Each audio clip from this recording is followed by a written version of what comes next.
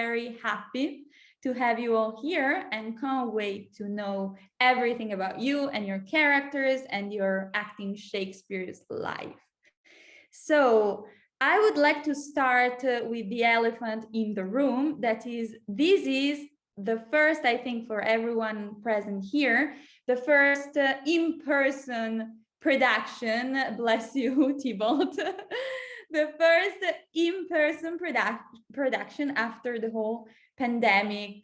Absolutely. Started. So not for me. I mean, I think this is a big deal for everybody. And I just would like to know, how do you feel to be back on stage? Because I know some of you have been involved in Zoom productions, online productions, which is great. I'm a huge fan of that. But of course, as we all know, being in person is a completely different sensation. So I would just like to know how you feel about finally being back on stage together performing. Well, it's super exciting, of course. I also feel a little bit nervous about it because, like, if the technology goes wrong on the screen, like, you just disappear and there we go. But like, if the technology goes wrong and you're on stage, like, everyone is actually looking at you, so you really need to get through that. So that's a little bit nerve-wracking. Yeah, it's like learning again how to be on stage, right? It's like starting again. Yeah, I see, Alec, you are nodding. How do you feel about finally being back on stage? Yeah, same. I'm wondering if I've like forgotten how to act not to a screen in the year that it's been, because I've done like Zoom sketches and radio plays and all sorts of stuff, but all of that is very much, I think, I agree with Zoe. You can kind of just like, it's sort of just happening over here and you can sort of fix it immediately. You're not sort of out there sort of exposed in the same way. I feel very privileged to be one of the, first in with England opening up. And I very much trust our rehearsal process, that we will get together and be able to sweep all that aside and get used to being able to interact with each other. I'm looking so forward to being able to actually possibly reach out and touch Juliet and give her a hug maybe, or something, that I'm not held back by the camera. So I'm sure it will be marvelous. Yeah, which leads us, I think, to another very, very big question, another elephant in the room, which is, this is not a normal performance, like you go, I don't know, 10-week rehearsals and then you go on stage, but this is a very special deal because it's 60-hour Shakespeare. So it's only rehearsed and performed over 60 hours. And I would like to know from you, like, for example, from you, Annie, which I haven't heard you yet, how do you feel? Do you feel challenged about, I mean, it's not only the first for some of you in-person performance after a while, but it's a very special kind of technique of rehearsing. So I would like to know, how do you feel about it? Yeah, I mean, quite excited. It's a real trial by fire. Like, not only is the first play I'm doing in a year Shakespeare, Romeo and Juliet, which has everything, but yeah, we're going to do it in like 2 days, which I think will be the best time frame because there's just no time to get in your head about it. Yeah. Yeah. That's a very good way to see it, in my opinion. And what are, in your opinion, the things that can scare you the most about having such a limited time for rehearsing, and which are, on the other hand, the things that you are most looking forward to? So the ones that make you more excited about this like whirlwind of rehearsing and going on stage and performing, I personally adore very intensive rehearsals process. The more intensive, the better, in my opinion. I feel quite bored and a little bit, I guess, even more anxious about the final result when the rehearsals are stretched out through the whole year, meeting like once a week or something. It feels really, I feel less secure then. When we are all here and we are we all dive into the deep end. I feel much better connected. I'm sure it gives a huge impulse of energy that you don't feel when you just come for an hour or two, like in the middle of all your normal activities, whatever they are. It doesn't matter if you are a professional actor who just come after, I don't know, shooting some advertisements or doing radio drama, and then you just drop into for a couple of hours into the rehearsal. No, I think the more intensive the better. Great. Interesting. But I would like to know, I'm interested in knowing, since you will get the direction like from the official director and everything only in the last rush, so in 60 hours, how are you approaching your characters? Like, how are you studying them? How are you learning your lines and everything? So your character building, since you don't have the support so far of the official direction of the play, how are you playing around with that? Well, I was lucky enough to have a friend in town be willing to voice the scenes with me by tape. We recorded it. And so I've been able to play with it that way. And sometimes I play it through just going through. Sometimes I'll stop it a lot and try some things out.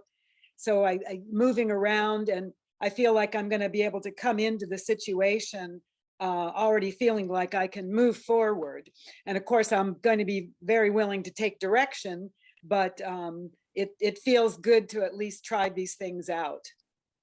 Yeah, that's very smart and very interesting. Zoe, I saw you wanted to say something. No, yeah, that's quite interesting, Maggie, the idea of like movement. Like I've always enjoyed learning my lines while moving. So when I'm walking, I walk and I walk with my script in my hand.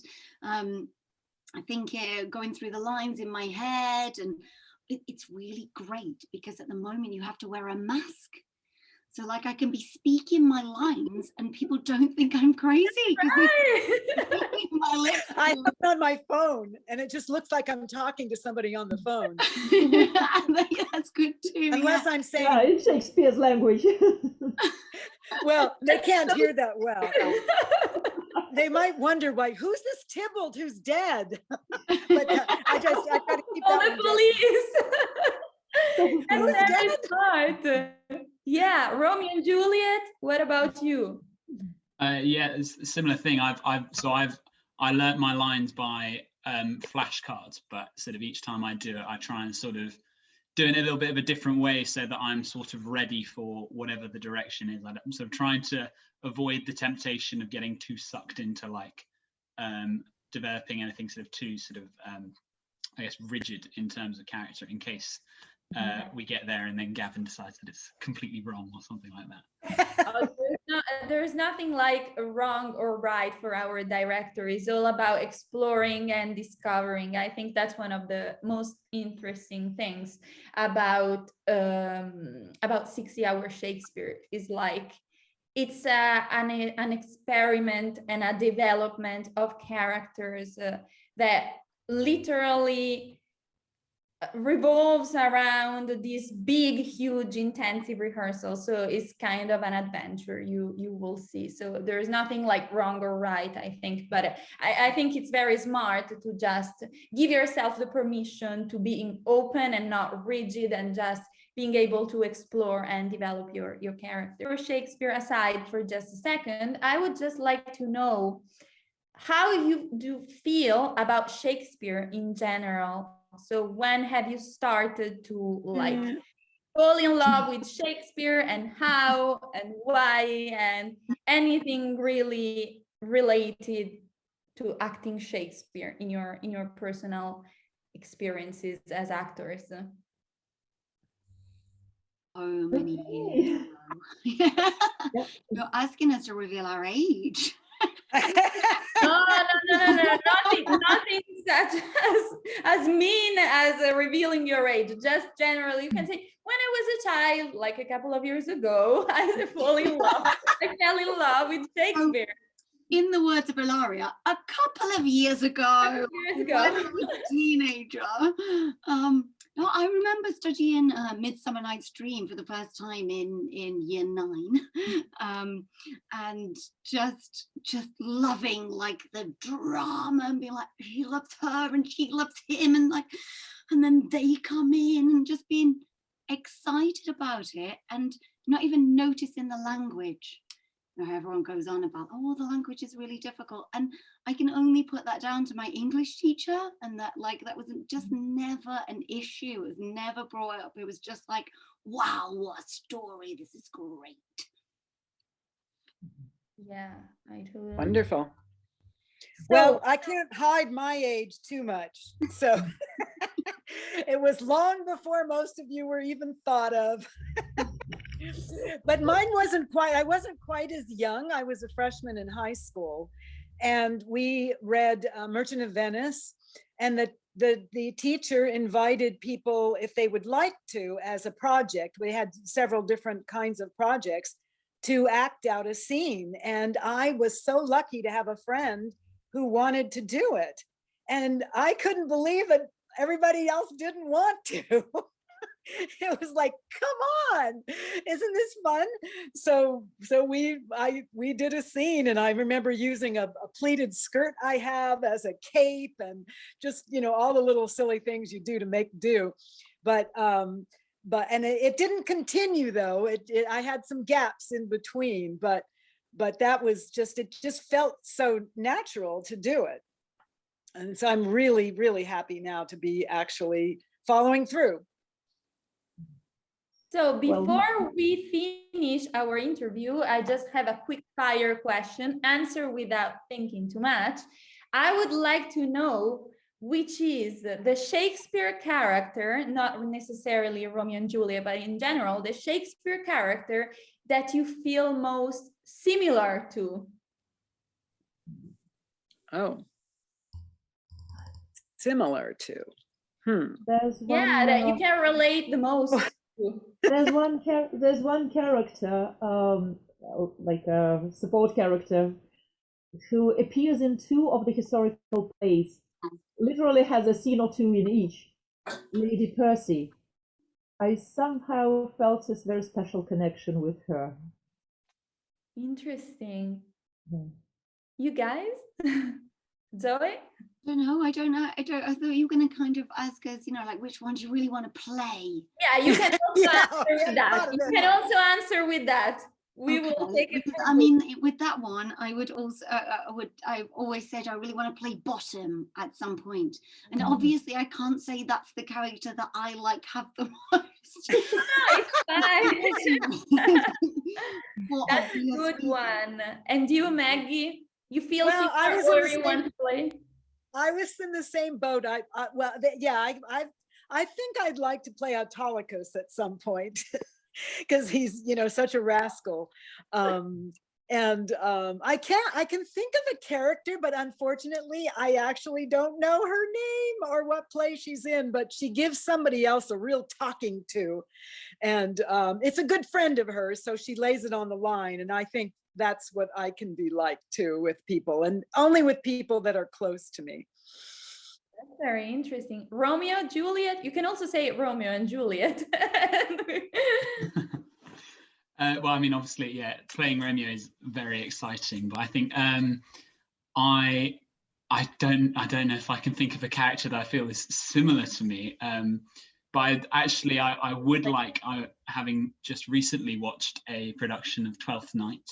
I think playing Sir Toby Belch looks like it would be really fun. That's very cool. I think especially the 60-hour Shakespeare version I watched recently looked like a lot of fun. To be yeah, I know the actors were very good. I'm joking. Yeah, I think I would like that. And you, Annie, would really like to play or feel similar to? I don't know. I always wanted to play one of the witches, which I think I saw a production of Macbeth when I was like 10, and I just wanted to say hubble, bubble, toil and trouble. Maybe why I became an actor. I was like,